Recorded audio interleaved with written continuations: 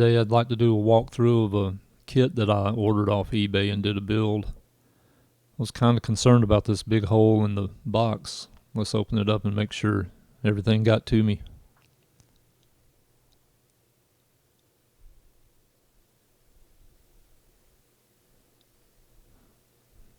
Got a wiring diagram that covers several different kind of harnesses. Looks like the bag of parts was trying to work its way out of the hole, but luckily came through. Let's get a look at the body. This is advertised as a mahogany kit.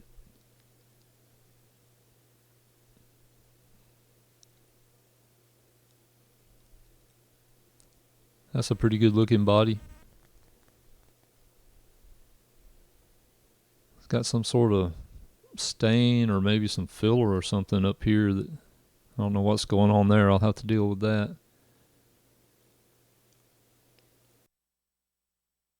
As usual, the back of the guitar looks better than the front to me. I don't know.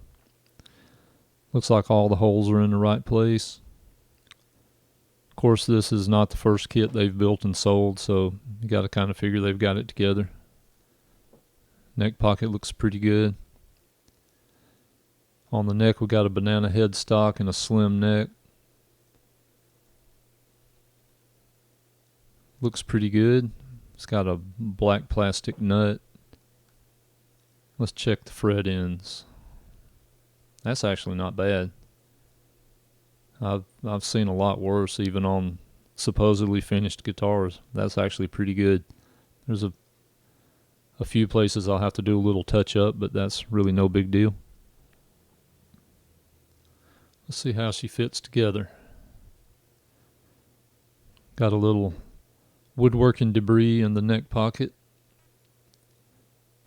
What we want here is a good press fit with no slop in it at all.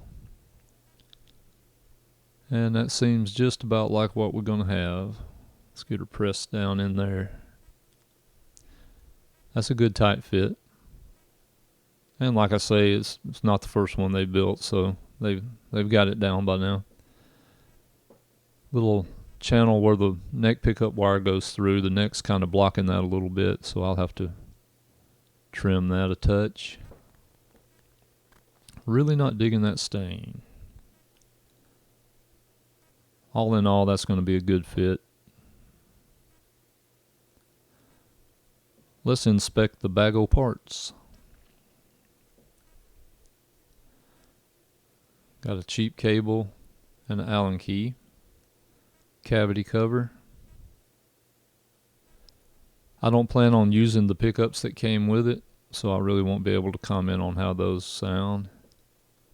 Here's the wiring harness. It's got dime-sized pots, and it's got quick connectors, which I will snip off and solder. All your small parts come in here, all the screws, washers.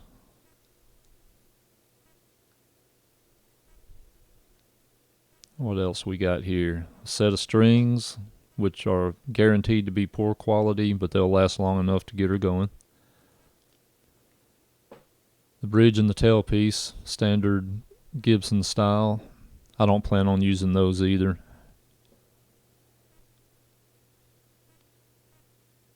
Here's the machine heads. Now this is one part that I'm hoping is decent quality and will hold a tune, so I don't have to buy another set and just add to the expense of this build.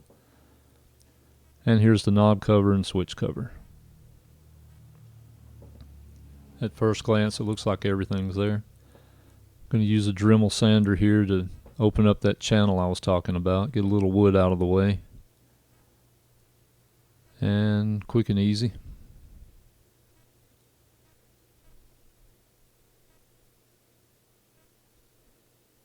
Using regular old Titebond wood glue to glue the neck and body together. You want to get this part right. You want to cover both surfaces in glue. I don't trust just covering one surface. I've seen some guys online doing a build and they'll only coat the neck pocket with glue and then they'll stick a dry neck in there.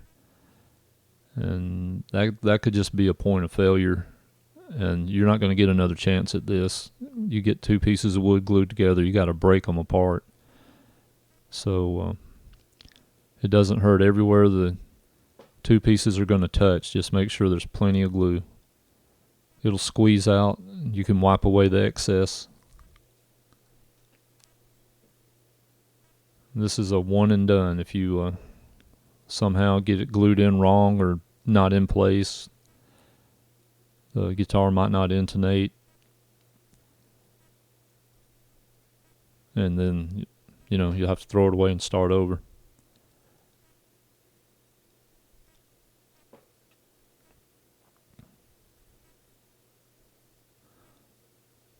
At first glance, gluing a body and a neck together might seem kind of scary, but it's really not that big a deal. If you've done any kind of woodwork at all, it's just pretty standard stuff. Just a nice glue joint.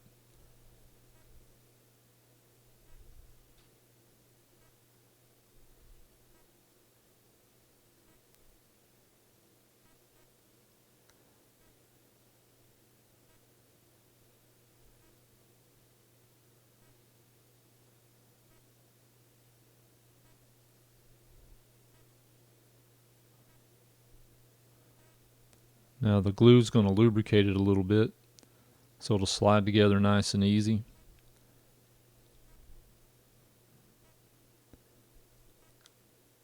I'm going to get her in place, and like I say, make sure that the neck's pushed all the way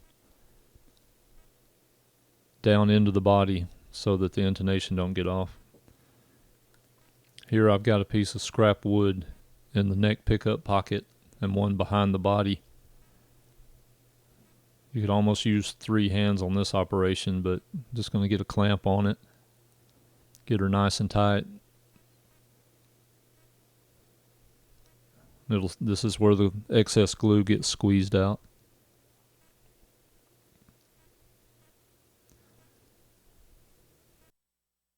The second clamp, I've got another piece of scrap wood on top of the neck, going on the same one on the back of the body. And that's really all you need. 2 clamps. Take care of this.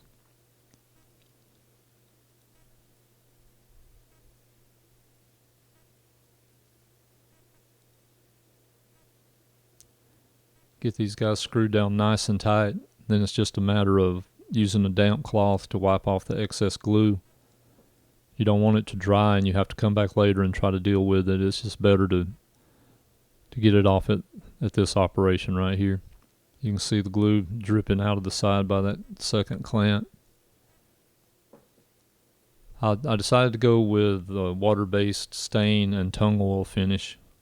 I've got a lot of glossy clear coat guitars. I want this one to be sort of a satin finish, but I do want it to have a protection. This is the first coat of stain. I sanded it in with 600 grit sandpaper.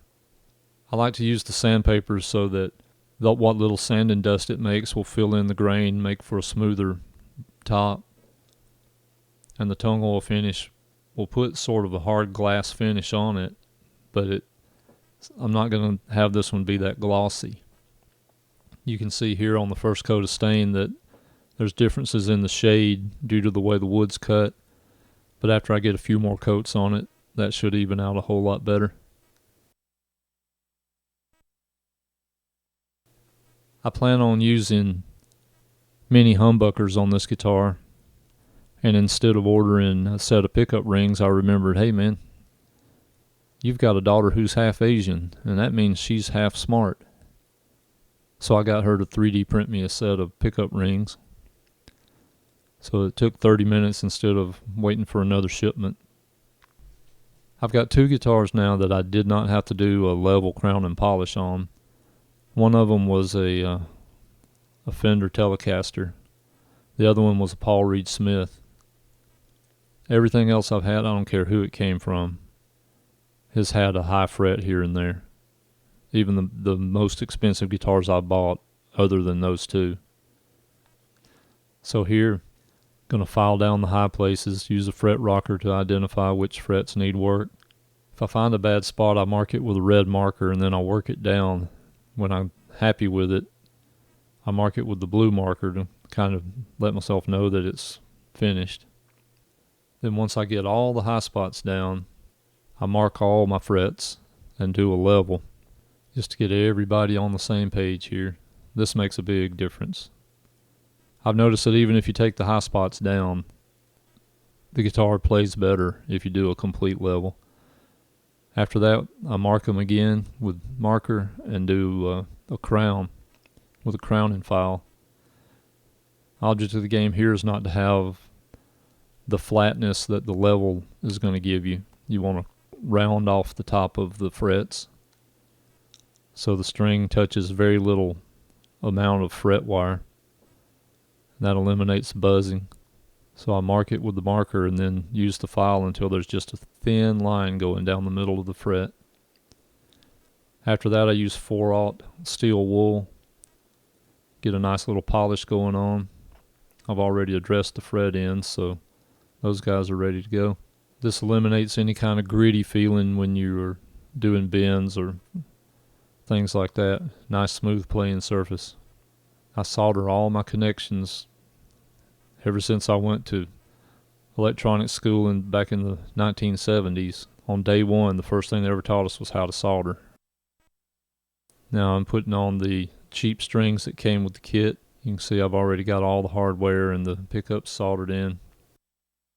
Now it's time to do the first adjusting and get her playing.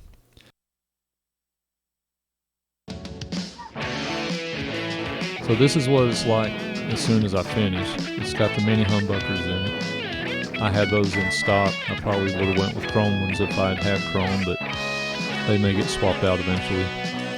But all in all, this kit went together easy. I didn't have any real trouble with it. Didn't have to do a lot of extra work. I did notice that some of the machine heads were a little crooked. I had to fill the hole and re-drill those. The screw hole, not the machine head hole. All in all, the body stained out pretty good. The tuners are holding tune. I'm not going to have to replace those. The pots are decent. I mean, they're not great, but they're decent. So, all in all, it was pretty enjoyable. For just a couple $100, I wound up with a guitar, at my specification, which is what I wanted. I am going to swap out the bridge for a roller bridge and put a TP6 tailpiece on it. I've got those in stock around here somewhere. And at that point, I'll consider her finished. Hope you enjoyed the video. Thanks for watching.